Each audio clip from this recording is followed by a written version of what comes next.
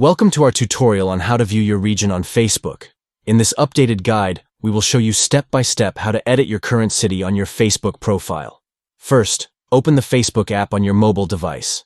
Next, tap on your profile photo located at the top left corner of the screen. Then, click on the pencil icon in the upper right area of the screen. After that, tap on Edit, next to the Details section. Here, you will see your current city listed. You can either edit your current city by replacing it with your new location or tap on Add Current City if you don't have a city set already. Once you have entered your new location, you can choose who can see your city. By default, it is set to public, but you can adjust this to only show it to specific friends or keep it private. Finally, tap on Save to save your changes. And that's it.